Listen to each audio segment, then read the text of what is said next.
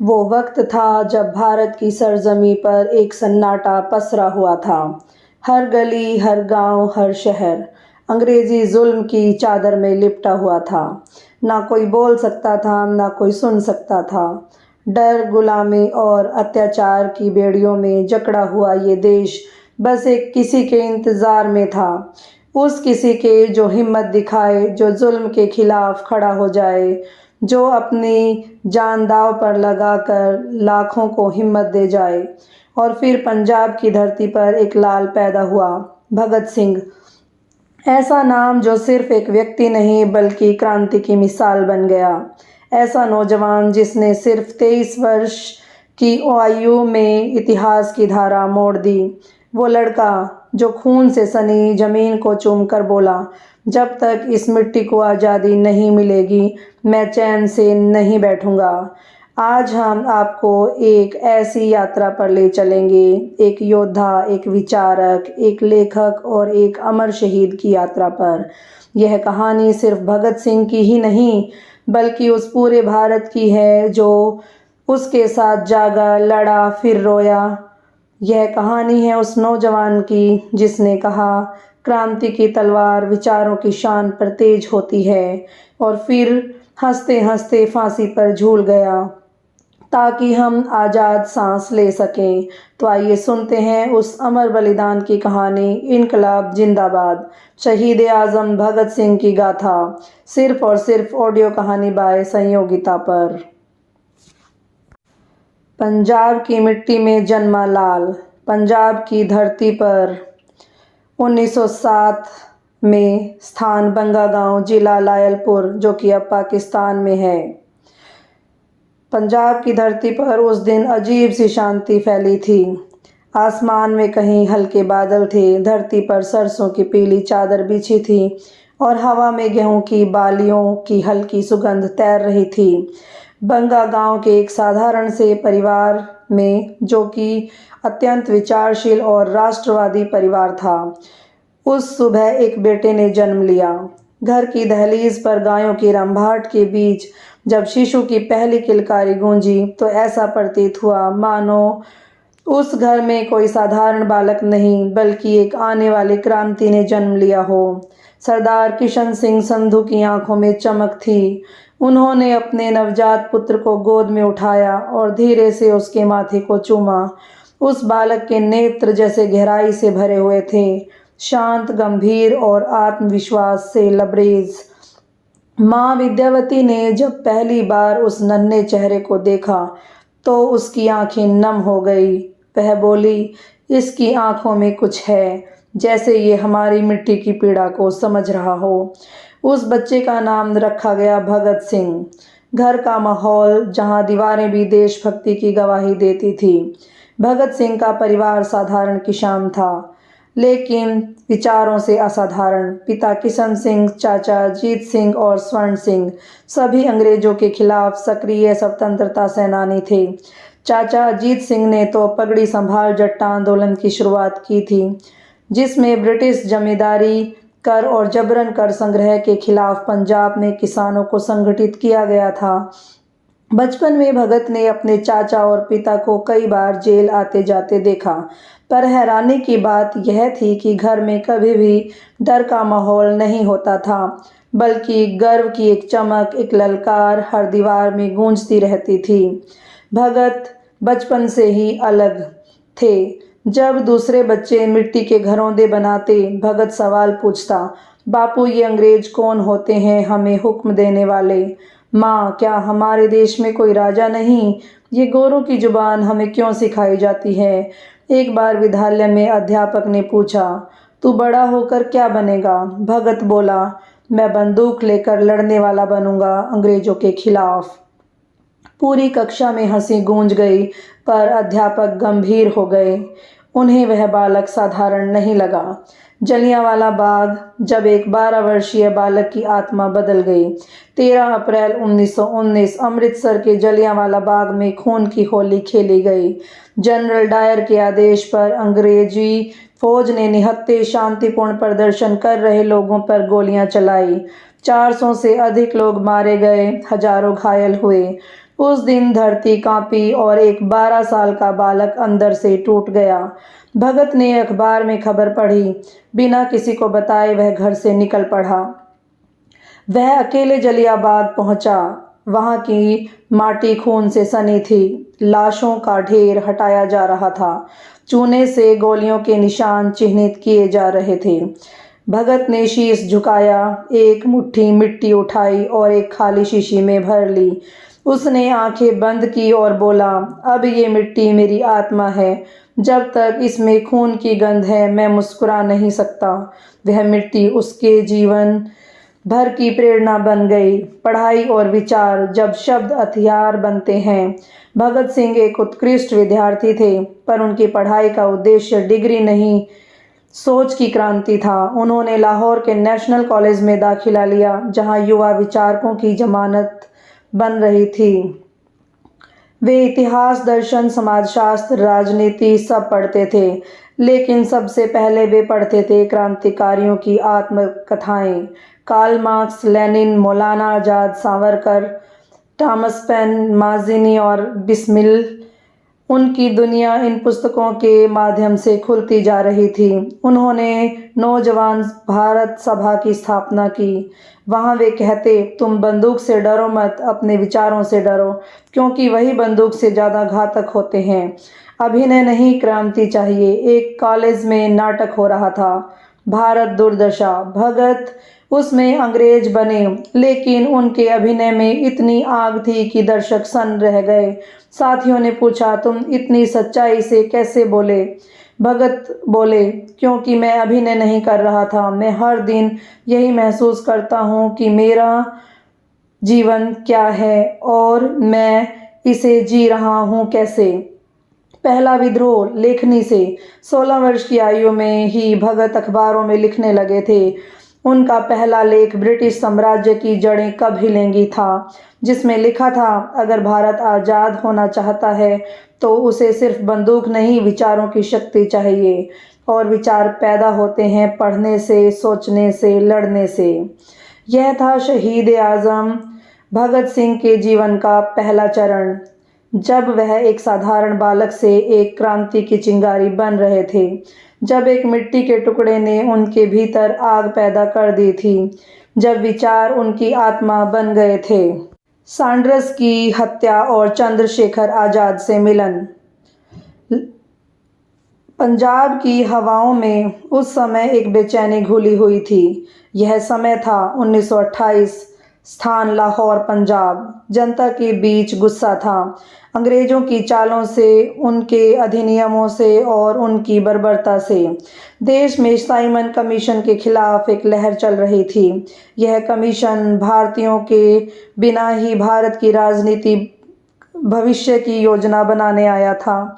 लोग सड़कों पर उतरे थे और उस विरोध की अगुवाई कर रहे थे पंजाब केसरी लाला लाजपत राय। लाठी नहीं, हत्यारा था वो वार। 30 अक्टूबर 1928 लाहौर रेलवे स्टेशन के बाहर विरोध प्रदर्शन हुआ। लाला जी ने नेतृत्व किया, बुजुर्ग, तेजस्वी, आत्मविश्वासी, जिन्होंने सिमोन गो बैक के नारे लगाए। तभी अंग्रेज अफसर सुपरिटेंडेंट जेम्स स्कॉट ने लाठीचार्ज का आदेश दिया। एक लाठी सीधे लाला जी की छाती पर पड़ी। वह गिर पड़े, लेकिन बोले, अंग्रेजों की हर लाठी मेरे सीने पर लगेगी, लेकिन भारत की आत्मा को नहीं झुका सकेगी। कुछ ही दिनों में लाला लाजपत राय की मृत्यु हो गई। भगत सिंह का निर्णय, बदले की आग। यह समाचार जब भगत सिंह ने सुना तो उनके भीतर कुछ टूट गया, या यूं कहिए कुछ नया जन्मा। एक ऐसा संकल्प जो इतिहास को हिला देगा। वो बोले, अगर एक बूढ़े देशभक्त को मारने वाला जीवित रहता है तो हम शर्मिंदा हैं। जब हम अपने अंदर अंग्रेजों के खिलाफ जाने की हिम्मत जुटाएंगे, तभी देश को आज़ादी मिल सकती है।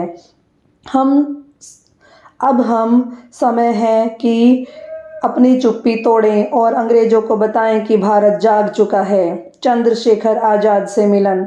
उसी समय भगत सिंह की मुलाकात हुई एक और लॉ से, पंडित चंद्रशेखर आज़ाद से। चंद्रशेखर आज़ाद, जिन्हें पकड़ने की कोशिश वर्षों से चल रही थी, जिन्होंने अदालत में अपना नाम लिखा था, आज़ाद पिता का नाम, स्वतंत्रता पता, जेल से बाहर, भगत सिंह, राजगुरु, सुखदेव और यशपाल, अब चंद्रशेखर आज़ाद के नेतृत्व में हिंदुस्तान सोशलिस्ट रिपब्लिकेशन एसोसिएशन से जुड़ गए। उनकी पहली योजना थी जेम्स स्कॉट की हत्या। एक चूक, सैंडर्स मारा गया। 17 दिसंबर 1928 योजना बनाई गई, पर गलती से स्कॉट के स्थान पर assistant police superintendent John Sanders की गोली मारकर हत्या कर दी गई। यह गलती से हुआ था। वह मौके पर ही मारा गया। राजगुरु ने पहला वार किया। भगत सिंह ने पीछा कर उसको गोली मारी और दुर्गा भाभी ने भगत को अंग्रेजी सरकार से बचाने के लिए अंग्रेजों के वेश में छिपाकर निकलवा दिया। पूरे लाहौर में भगदड़ मच गई। ब्रिटिश हुकूमत कांप उठी। पहचान छिपाना, नया चेहरा, नई क्रांति। भगत ने अपनी दाढ़ी मूछ कटवा दी, बाल कटवाए और कोट पैंट पहनकर एक पढ़े लिखे बाबू की तरह रहने लगे। वो अब शाम बन गए थे, पर क्रांति की आग कम नहीं हुई थी। वो हर दिन सोचते थे, हमारी एक एक हरकत इतिहास में दर्ज होगी। हमें अब न केवल लड़ना है, बल्कि उस सोच को फैलाना है जो अन्याय के खिलाफ उठती है। बम नहीं, पहले शब्द, लेखन का दौर। इस समय उन्होंने कीर्ति अर्जुन प्रताप जैसे क्रांतिकारी समाचार पत्रों में लेख लिखने शुरू किए। उनके लेखों में विचारों की गहराई थी, शब्दों में ज्वालामुखी।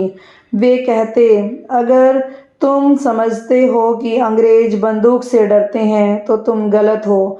वो शब्दों से डरते हैं। एक जागा हुआ नागरिक, एक शिक्षित युवा, उनसे सबसे बड़ा खतरा है।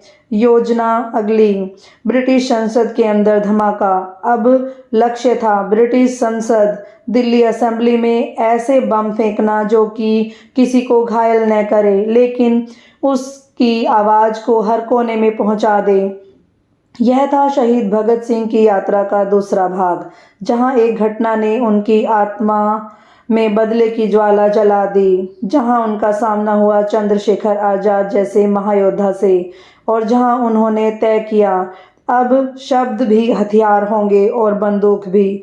अब विचार भी युद्ध करेंगे और हाथ भी। असेंबली बम कांड और गर्व के साथ गिरफ्तारी।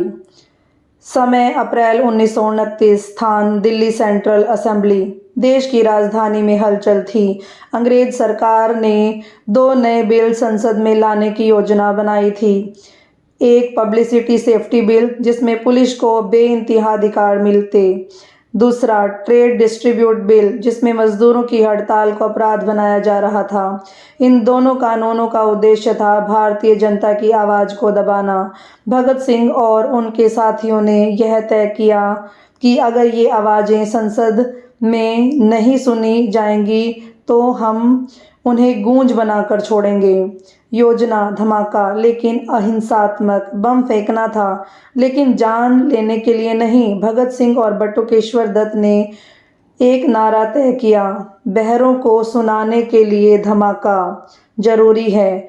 उनकी योजना थी संसद में ऐसे समय बम फेंकना जब बिल पढ़ा जा रहा हो। बम में विस्फोटक कम, बस शोर हो, किसी को हानि न हो, और उसके बाद वे खुद गिरफ्तारी देंगे। भेष और प्रवेश। भगत सिंह ने एक सामान्य वकील का रूप धारण किया, कोट, टाई, पॉलिश किए हुए जूते और चश्मा। बटुकेश्वर दत्त ने भी वैसा ही रूप बनाया।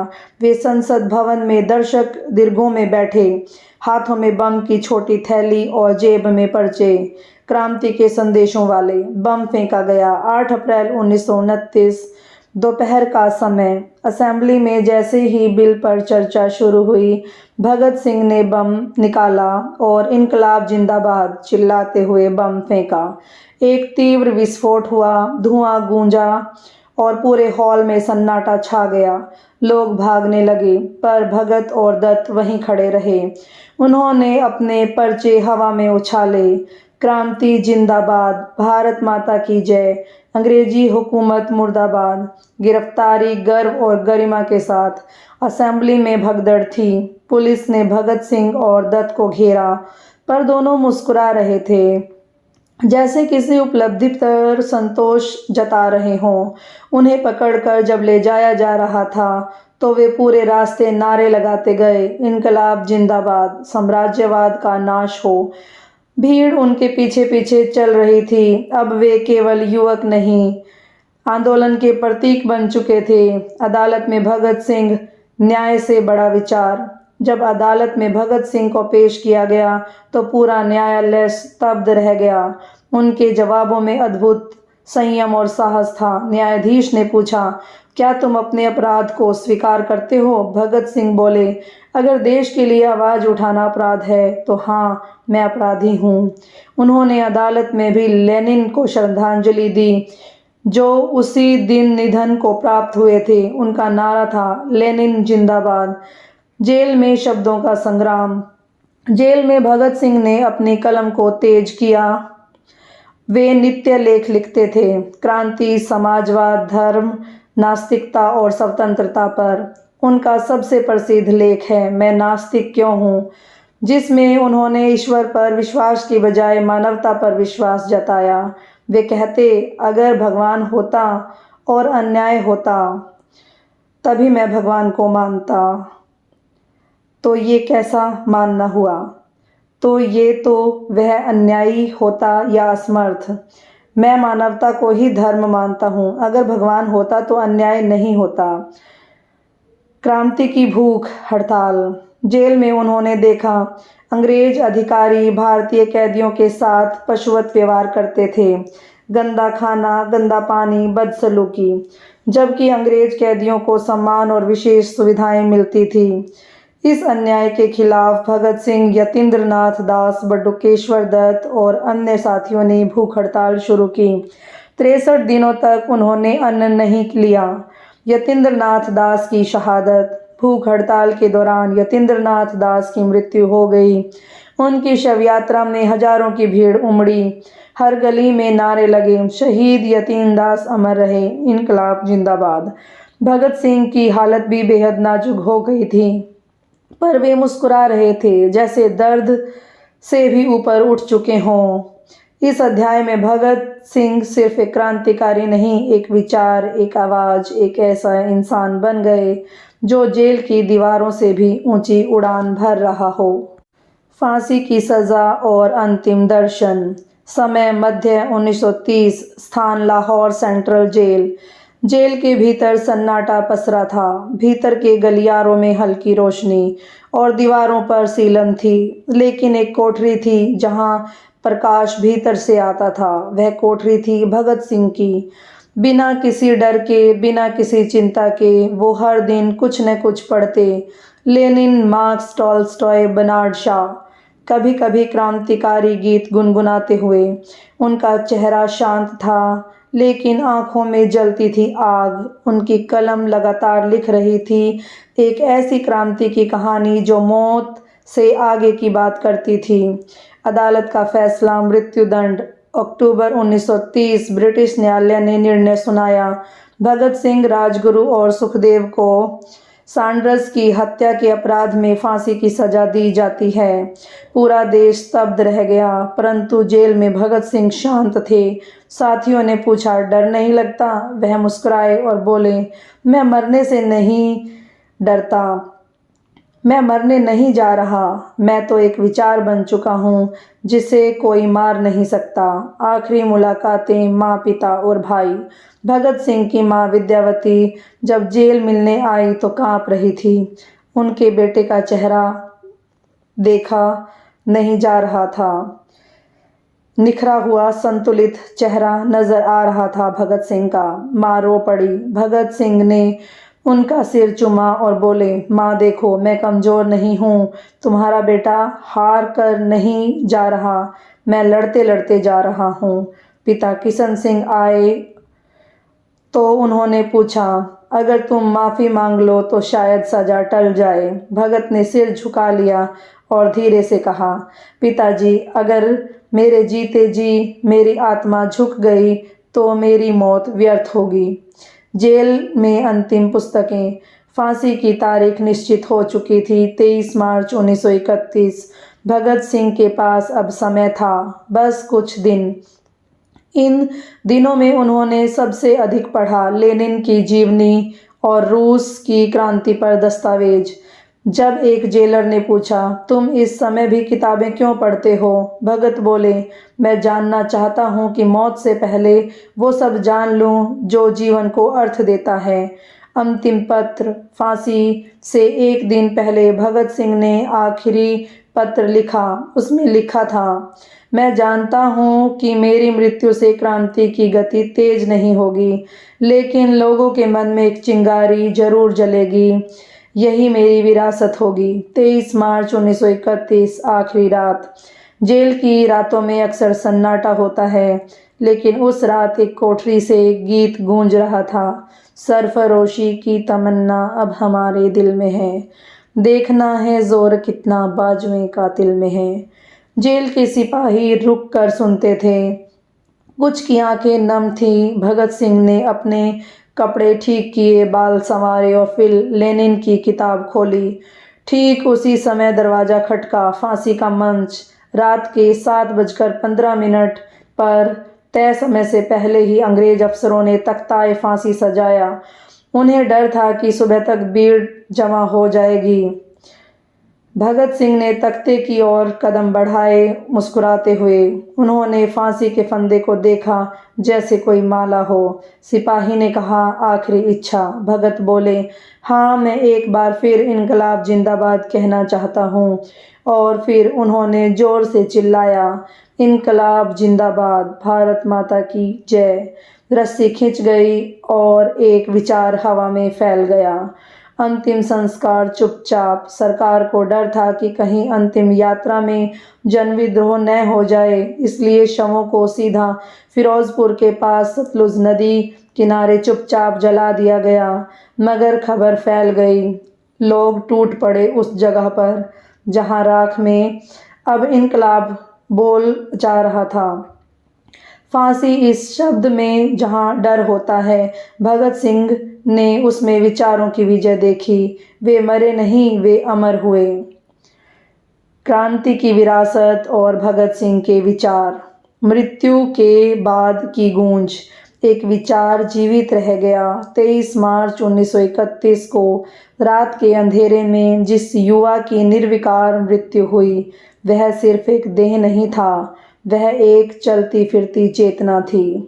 भगत सिंह की मृत्यु के बाद उनकी तस्वीरें हर दीवार पर चिपकने लगी। उनके नाम के नारे हर गली कूचे में गूंजने लगे। उनकी लेखनी के शब्द स्कूली बच्चों की किताबों में पढ़े जाने लगे। लेकिन सच ये था कि भगत सिंह सिर्फ तस्वीर या नारा नहीं थे, वे एक ऐसा दर्शन थे जिसे आज भी सही ढंग से समझा नहीं गया।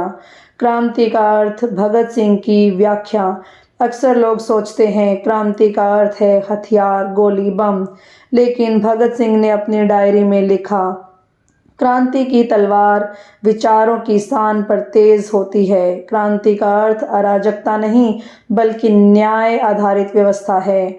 उनके अनुसार क्रांति का पहला चरण होता है चेतना। जब व्यक्ति अपनी दशा को समझता है, अपने समाज, देश और भविष्य के प्रति जवाबदेही महसूस करता है। शिक्षा सबसे बड़ा हथियार। भगत सिंह खुद को एक छात्र मानते थे। वे जेल में भी पढ़ाई करते रहे। Lenin, Marx, Tolstoy, Bernard Shaw और बिस्मार्क, इतिहास, दर्शन, अर्थशास्त्र, सब कुछ पढ़ा।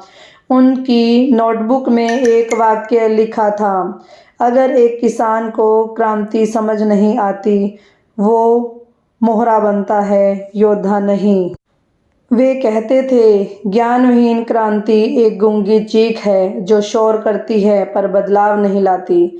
धर्म पर सोच नास्तिक क्यों थे? उनकी प्रसिद्ध रचना मैं नास्तिक क्यों हूँ को अक्सर लोग सही रूप में देखते हैं, पर वह केवल ईश्वर के अस्तित्व का इनकार नहीं था, बल्कि एक जिम्मेदारी का स्वीकार था। वे कहते हैं, अगर ईश्वर है और फिर भी अन्याय है, तो या तो वह क्रूर है या असहाय। मैं मानवता में विश्वास करता हूँ क्योंकि वो हाथ पकड़ती है, मदद करती है। भगत सिंह धर्म का विरोध नहीं करते थे, बल्कि अंधविश्वास और कर्मकांड का विरोध करते थे।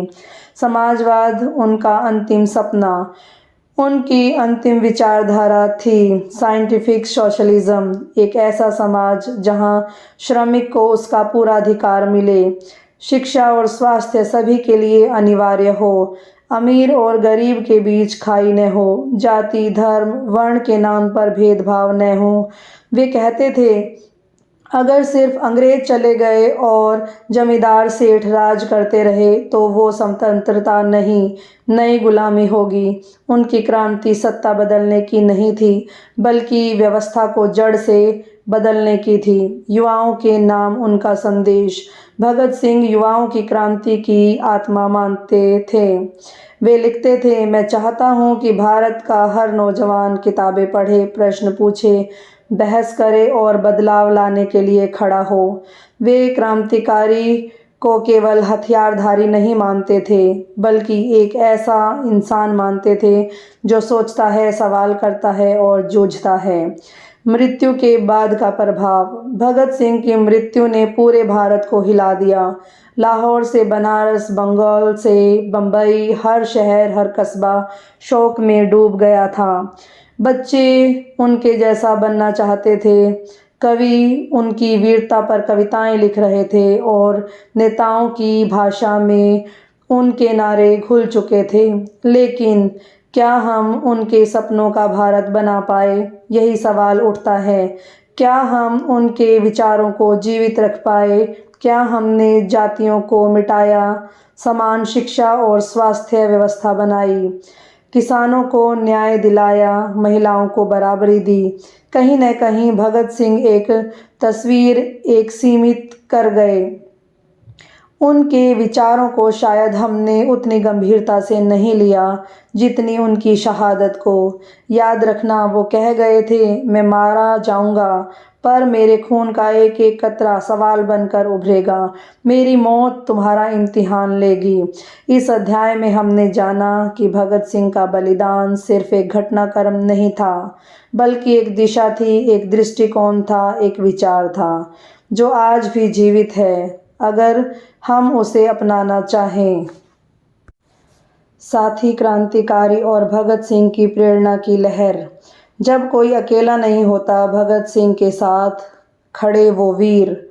भगत सिंह को हम अक्सर अकेले शहीद आज़म कहते हैं, पर उनकी क्रांति की यात्रा अकेले नहीं थी।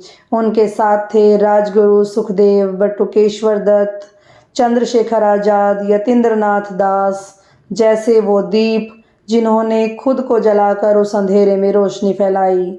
इस अध्याय में हम उन साथियों की दास्तान जानेंगे जिन्होंने भगत सिंह के साथ क्रांति की नींव डाली और भगत की शहादत के बाद उसी अग्नि को जलाए रखा। सुखदेव थापर, मौन विचारक, सच्चा क्रांतिकारी। सुखदेव और भगत सिंह सिर्फ क्रांतिकारी नहीं थे, साथी नहीं थे, वो आत्मा के स्तर पर जुड़े थे। सुखदेव हमेशा शांत रहते थे, लेकिन उनकी आंखों में तेज विचारों की बिजली कौंधती थी। वे HSRA के रणनीतिकारों में से एक थे। उन्होंने भगत सिंह के साथ बम कांड की योजना बनाई और जेल में सबसे अधिक लेखन और विचार निर्माण का कार्य किया। जब फांसी का आदेश आया तो उन्होंने कहा, हमें अफसोस नहीं बल्कि गर्व है कि हम उस मिट्टी में मिलेंगे जो एक दिन आज़ाद होगी। राजगुरु, वीरता की मुस्कान। राजगुरु का चेहरा हमेशा मुस्कुराता रहता था। शायद कोई उन्हें मौत से दोस्ती दिखती होगी। उन्होंने ही सैंडर्स की हत्या में पहला शॉट फायर किया था, एकदम नज़दीक से, निशाने पर, निडरता से। राजगुरु कहते थे, मुझे बंदूक से प्यार है, लेकिन उससे भी अधिक उस सोच से जिसके लिए मैं उसे उठाता हूँ। जब फांसी की तारीख तय हुई तो उन्होंने जेलर से कहा, बस एक बार बंदूक दे दो, मैं खुद को सलामी दे दूंगा। बटुकेश्वर दत्त, जो बम के बाद भी चुप नहीं हुए। असेंबली बम कांड में भगत सिंह के साथ जो दूसरा नाम हमेशा लिया जाता है वो था बटुकेश्वर दत्त। उन्होंने संसद में बम फेंका, फिर स्वेच्छा से गिरफ्तारी दी, पर जेल में रहते हुए उन्होंने अनेक लेख लिखे और भूख हड़ताल में भाग लिया। वे कहते थे, हमने बम फेंका नहीं, हमने विचार फेंके हैं। धमाका सिर्फ प्रतीक था, क्रांति तो अब शुरू हुई। चंद्रशेखर आज़ाद, जो कभी जिंदा नहीं पकड़ा गया। अगर भगत सिंह विचार थे तो आज़ाद वह आग थे जो हर विचार को हथियार बना देते। उनका पूरा नाम चंद्रशेखर तिवारी, लेकिन जब अदालत में नाम पूछा गया तो कहा, नाम आज़ाद, पिता स्वतंत्रता, पता जेल से बाहर। वे HSRA के सर्वोच्च सेनापति थे। जब इलाहाबाद के एल्फ्रेड पार्क में अंग्रेजों ने उन्हें घेरा, जब इलाहाबाद के एल्फ्रेड पार्क में उन्होंने अंग्रेजों के द्वारा घेराबंदी को झेला तो उन्होंने अंतिम गोली खुद को मार दी। उन्होंने कभी किसी को यह मौका नहीं दिया कि एक क्रांतिकारी जिंदा पकड़ा जाए। यतीन्द्रनाथ दास, भूख हड़ताल की आहुति। यतीन्द्रनाथ दास कोलकाता के छात्र थे जिन्होंने भगत सिंह के साथ जेल में कैद काटी थी। उन्हें भगत सिंह के साथ ही जेल में डाला गया था। उन्होंने जेल में 63 दिन की भूख हड़ताल की क्योंकि वे कैदियों के साथ जानवरों जैसा व्यवहार नहीं सह सकते थे। 13 सितंबर 1929 को उनकी मृत्यु हुई। उनका शव कलकत्ता ले जाया गया, जहां हजारों लोगों की भीड़ ने उन्हें शहीद कहकर अंतिम विदाई दी। भगत सिंह के बाद उठे क्रांति के स्वर। भगत सिंह की शहादत के बाद देश में एक लहर उठी जिसने हजारों युवाओं को क्रांति के मार्ग पर मोड़ दिया। बंगाल में सूर्य सेन, प्रफुल्ल चाकी, खुदीराम बोस, पंजाब में लाहौर के छात्र, उत्तर प्रदेश में क्रांति की भूमिगत टीमें, महाराष्ट्र में गणेश सावरकर, विनायक सावरकर के अनुयायी। हर जगह भगत सिंह प्रेरणा का प्रतीक बन चुके थे। शिक्षा संस्थानों में उनकी गूंज, बनारस, अलीगढ़ मुस्लिम यूनिवर्सिटी, पंजाब यूनिवर्सिटी, हर जगह कॉलेज में छात्र भगत सिंह की तस्वीरें लेकर सेमिनार, बहस, पोस्टर, भाषण करने लगे। हर युवा छात्र, हर जागृत शिक्षक अब केवल डिग्री की बात नहीं करता था, बल्कि देश की दशा पर सोचता था। साहित्य, कला, गीत, हर जगह भगत सिंह।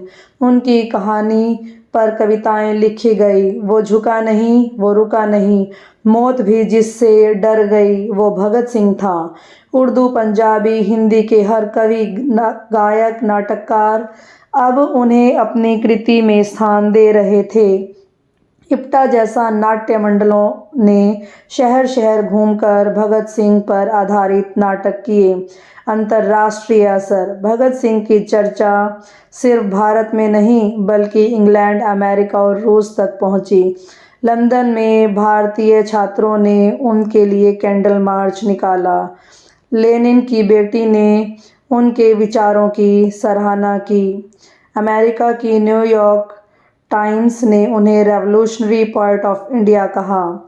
इस भाग में हमने जाना कि भगत सिंह एक अकेले नायक नहीं थे, बल्कि विचारों के समूह का नेतृत्व करने वाले वो ध्रुव तारा थे जिन्होंने हर दिशा में दीप जलाया। भगत सिंह की चिट्ठियां और जेल की डायरी से प्रेरक अंश। जब कलम बनी क्रांति, भगत सिंह की लेखनी का संसार। शब्दों में जो शक्ति होती है वो तलवार में नहीं, और भगत सिंह जानते थे कि क्रांति सिर्फ गोली से नहीं बल्कि विचार से जीतती है। जेल के भीतर उन्होंने जो लिखा वो न केवल उनके मन की परतें खोलता है बल्कि पूरे आंदोलन की आत्मा भी उजागर करता है। उनकी जेल डायरी एक अनमोल खजाना। भगत सिंह की जेल डायरी में करीब 400 से अधिक पन्ने थे। इनमें लिखा गया दर्शन शास्त्र, समाजवाद, राष्ट्रवाद, नास्तिकता, इतिहास, साहित्य और गहराई से आत्मनिरीक्षण। वे एक एक पंक्ति सोच समझ कर लिखते थे, कभी कभी तो 3 बार मिटाकर दोबारा लिखते थे। डायरी का अंश। मैं कौन हूँ? मैं क्या हूँ? एक युवा क्रांतिकारी या एक स्वप्न दृष्टा? क्या मैं भी एक साधारण मनुष्य हूँ जो एक आदर्श के लिए सब कुछ त्याग चुका है? या मैं सिर्फ उस विचार का नाम हूँ जो हर शोषित के सीने में धड़कता है? यह पंक्तियाँ उनके आत्ममंथन को दर्शाती हैं। वे क्रांति के दौरान खुद को खोते नहीं थे, बल्कि खुद को हर दिन और स्पष्ट पहचानते थे। चिट्ठी, मैं नास्तिक क्यों हूँ? सबसे प्रिय लेख। यह लेख उन्होंने जेल में 1930 में लिखा। अगर ईश्वर वाकई न्यायकारी है तो फिर दुनिया भर में इतने अत्याचार क्यों हैं? अगर वह सर्वशक्तिमान है तो अन्याय को रोकता क्यों नहीं? और अगर वह रोक नहीं सकता तो फिर वह सर्वशक्तिमान कैसे और भगवान कैसे? उन्होंने यह लेख किसी से ईर्ष्या में नहीं, बल्कि गहन अध्ययन और आत्मबोध से लिखा। यह लेख आज भी विश्वविद्यालयों में पढ़ाया जाता है और तार्किक सोच की मिसाल बन जाता है। चिट्ठी, पिता को लिखा पत्र 1930। पिताजी, आपने मुझसे कहा कि माफ़ी मांग लूं, पर क्या एक स्वतंत्रता सेनानी को अपने उद्देश्य के लिए शर्मिंदा होना चाहिए? क्या माफ़ी मांगना मेरी विचारधारा की हत्या नहीं होगी? अगर मैं जीवित रहूँगा तो मेरी आत्मा मर जाएगी, लेकिन अगर मैं मरूँगा तो मेरा विचार जीवित रहेगा। इस चिट्ठी में वे भावुक भी थे और दृढ़ भी। एक बेटे की मासूमियत और एक सेनानी की अडिगता दोनों साथ हैं। डायरी के अंश। क्रांति का असली अर्थ। क्रांति का उद्देश्य व्यवस्था को बदलना है, शोषण की जड़ को उखाड़ फेंकना है। केवल सत्ता परिवर्तन क्रांति नहीं, जनता को शक्ति देना क्रांति है। जिस देश में भूख है, जहां मजदूर रोता है, वहां कोई आज़ादी नहीं है। क्रांति तब पूरी होगी जब हर पेट भरेगा, हर बच्चा पढ़ेगा। चिट्ठी, युवाओं के नाम। अंतिम संदेश। युवाओं, अगर तुम सच में मुझसे प्रेम करते हो तो मेरी तस्वीर पर फूल मत चढ़ाओ, मेरी सोच को अपनाओ। अगर मेरी मौत तुम्हें झकझोर सके तो वह मृत्यु नहीं, वह एक जीवन की शुरुआत है। यह चिट्ठी आज भी विद्यार्थियों के लिए एक घोषणा पत्र की तरह मानी जाती है। डायरी के कुछ अन्य प्रेरणास्पद अंश। मैं लेखक नहीं हूँ, पर मेरे पास विचार हैं। एक किताब एक हथियार, जो खून नहीं बहाती पर शासन बदल देती है। मुझे सिर्फ मरने का डर नहीं है, बल्कि इस बात का डर है कि कहीं मैं मरने से पहले जिंदा बंद न कर दूं अपने आप को। क्रांति कभी खत्म नहीं होती, हर पीढ़ी को उसे नया रूप देना होता है। जेल में अंतिम दिनों का लेखन कार्यक्रम। सुबह योग और क्रांतिकारी गीत, दोपहर किताबें और लेखन, शाम संवाद चर्चाएं, रात डायरी और आत्ममंथन। उन्होंने अपने अंतिम सप्ताह को एक तपस्वी की तरह जिया। जिन विचारकों से वो प्रभावित थे, कार्ल मार्क्स, वो संघर्ष और समाजवाद, लेनिन क्रांति और नेतृत्व, टॉल्स्टॉय मानवता और धर्म, बर्नार्ड शॉ व्यंग्य और सामाजिक आलोचना, भारतीय ग्रंथ रामायण गीता उपनिषद। उन्होंने अपने विचारों को पश्चिम और भारतीय दर्शन का मेल बना दिया था। यह भाग हमें भगत सिंह की आत्मा में प्रवेश कराता है, जहां हम केवल एक क्रांतिकारी नहीं, बल्कि एक विचारक, दार्शनिक, लेखक और आत्मा से योद्धा को देख पाते हैं। भगत सिंह की शहादत के बाद भारत का बदलता स्वतंत्रता आंदोलन। जब एक फांसी ने पूरे देश को हिला दिया, 23 मार्च 1931, वह रात इतिहास में दर्ज हो गई। जिस दिन 3 युवकों को फांसी दी गई, भगत सिंह, सुखदेव और राजगुरु। उस समय भारत की जमीन पर कुछ बदल गया। लोगों ने आंसू नहीं पोंछे, बल्कि अपनी मुट्ठियां भींच ली। हर गली में नारे लगने लगे, सरफरोशी की तमन्ना अब हमारे दिल में है, शहीदों अमर रहो, इनकलाब जिंदाबाद। भारत का स्वतंत्रता आंदोलन 2 धाराओं में बंट गया। भगत सिंह की मृत्यु ने देश में वैचारिक भूचाल ला दिया। अब भारत का स्वतंत्रता आंदोलन 2 धाराओं में बंट गया था। अहिंसात्मक संघर्ष गांधी जी और कांग्रेस की अगुवाई में क्रांतिकारी संघर्ष HSRA की विचारधारा में विश्वास रखने वाले युवा।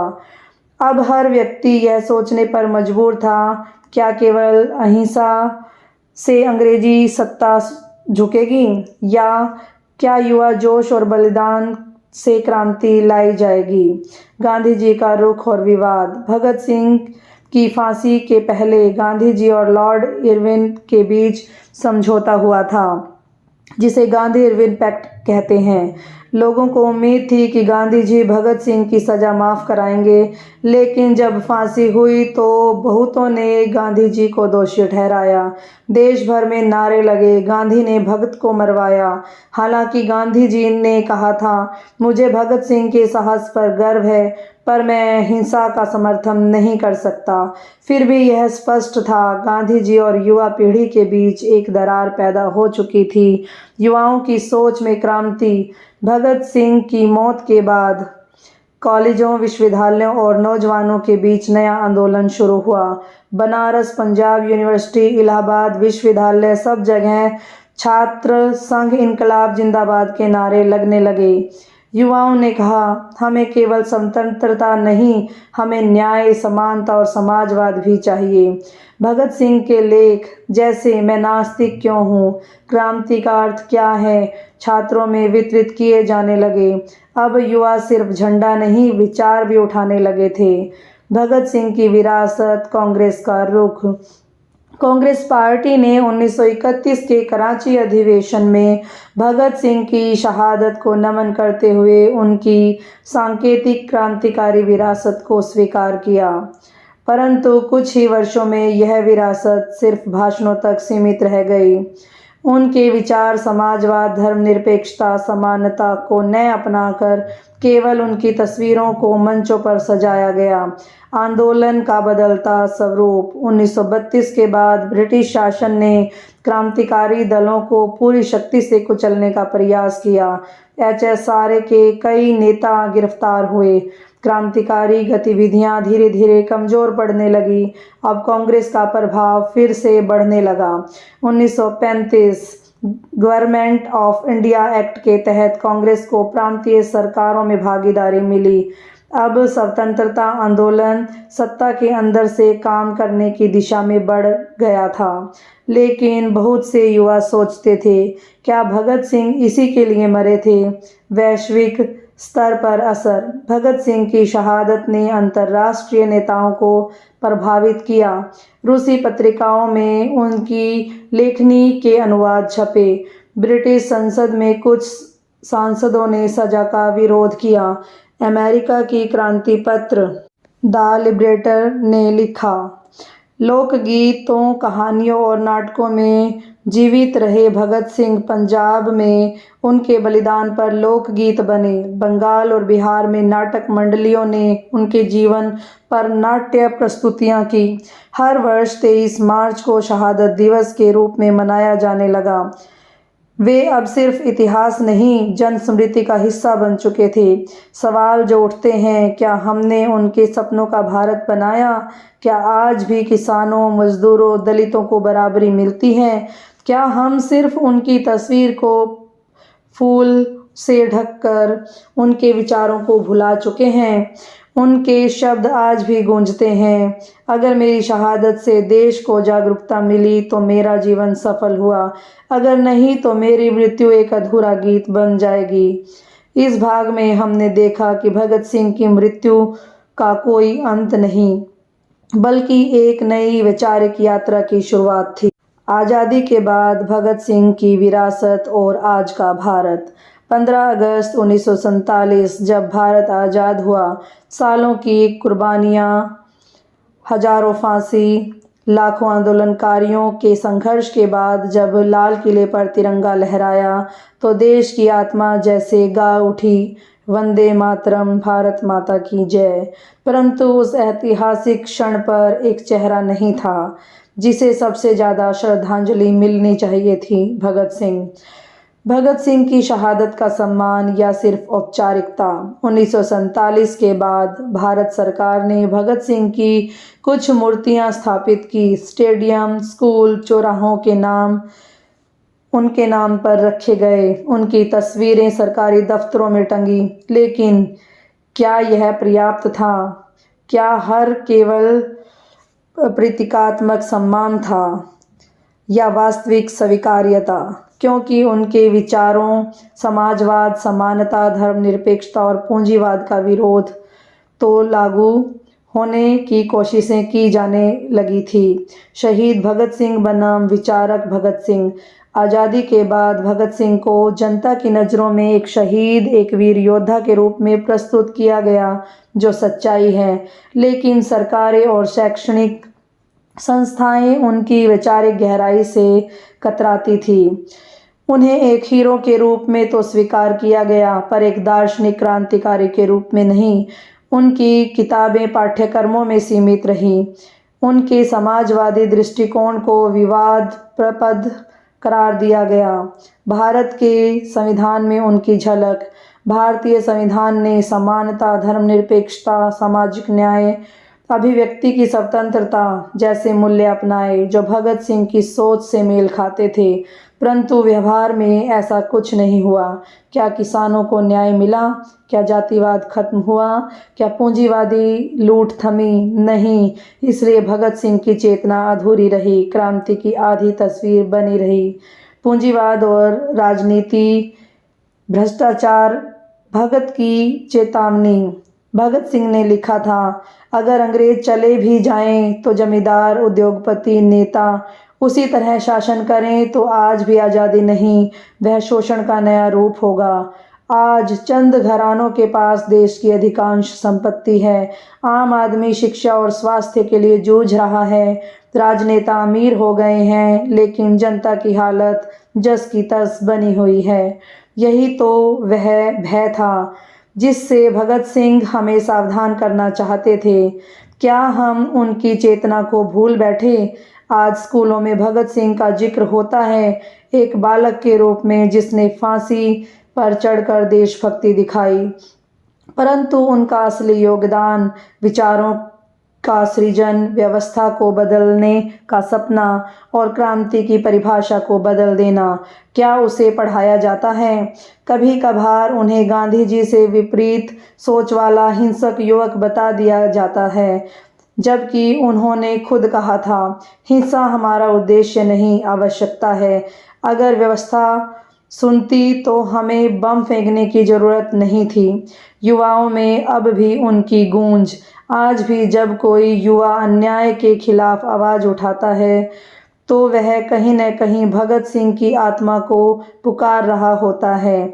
JNU, AMU, DU जैसे विश्वविद्यालयों में जब छात्र नारे लगाते हैं, इनकलाब जिंदाबाद, तो वह सिर्फ नारा नहीं, भगत सिंह की विरासत का पुनर्जन्म होता है। किसान आंदोलन, नागरिक अधिकार, दलित आंदोलन, हर जगह उनका नाम लिया जाता है, न्याय और सच्चाई के प्रतीक के रूप में। सिनेमा और साहित्य में भगत सिंह, आज़ादी के बाद कई फिल्में बनाई गई उनके ऊपर। शहीद 1965, the legend of Bhagat Singh 2002, रंग दे बसंती 2006। इन फिल्मों ने उन्हें युवाओं में क्रांति और चेतना का नया चेहरा बना दिया। कवियों और लेखकों ने लिखा, वो सिर झुकाता नहीं था क्योंकि वो झुकने के लिए बना ही नहीं था। भारत कैसा होता अगर भगत सिंह जीवित रहते? कल्पना कीजिए, अगर भगत सिंह जीवित रहते तो भारत आज़ाद होता, तो शायद संसद में समाजवाद की आवाज़ बुलंद होती, शिक्षा, स्वास्थ्य और भूमि सुधार प्राथमिकता बनते। सत्ता केवल कुछ के हाथ में न सिमटती। वे शायद सत्ता में आते या नहीं, पर सत्ता के केंद्र में विचार और जवाबदेही जरूर लाते। क्या हम उनका भारत बना पाए? नहीं। हमने सिर्फ भगत सिंह की तस्वीरें रखी, मूर्तियां बनाई, डाक टिकटें छापे, पर उनके विचारों को रोज़मर्रा की राजनीति, नीतियों और जीवन में उतारने से कतराते रहे। भगत सिंह मरकर अमर हुए, पर उनका सपना आज भी अधूरा है। वे हमें छोड़ गए एक दिशा, एक चेतावनी, एक राह जो आज भी हमें बुला रही है। एक विचार का अमरत्व, भगत सिंह की कहानी का सार और देश के लिए संदेश। जब कोई मरकर भी जीवित रह जाता है, इतिहास गवाह है, कुछ लोग शरीर से चले जाते हैं पर विचार बनकर युगों तक जीवित रहते हैं। भगत सिंह सिर्फ एक इंसान नहीं थे, वो एक युग थे, एक आत्मा थे, एक जलती हुई मिसाल थे, जिसकी लौ आज भी करोड़ों दिलों में जल रही है। बचपन का वो मासूम जो मिट्टी में आज़ादी खोजता था, उसने मिट्टी में खेलते खेलते बड़े होते होते क्रांति के बीज बो दिए। जिस उम्र में बच्चे कहानियाँ सुनते हैं, उस उम्र में उसने जलियांवाला बाग की त्रासदी से इतिहास को पढ़ा। जब वह 12 साल का हुआ तो स्कूल की किताबों से ज़्यादा देश की पीड़ा उसकी पाठशाला बन चुकी थी। किताबों का दीवाना जो गोली से ज़्यादा शब्दों पर विश्वास करता था। भगत सिंह ने कभी हथियार को अंतिम उपाय नहीं माना। उन्होंने हमेशा कहा, क्रांति की तलवार विचारों की शान पर तेज होती है। उनकी जेल की लाइब्रेरी उनका प्रिय स्थान थी, जहाँ वे Marx, Lenin, Rousseau, Bernard Shaw, Bhagavad Gita, Upanishad सब पढ़ते थे और हर विचार को भारत की आत्मा से जोड़ने का प्रयास करते थे। जब उसने कहा, बम और गोली ही क्रांति नहीं होती, कितनी गलत धारणा है कि भगत सिंह सिर्फ बम फेंकने वाला नौजवान था। उन्होंने संसद में बम फेंका पर जानबूझकर किसी को चोट नहीं आई दी। क्यों?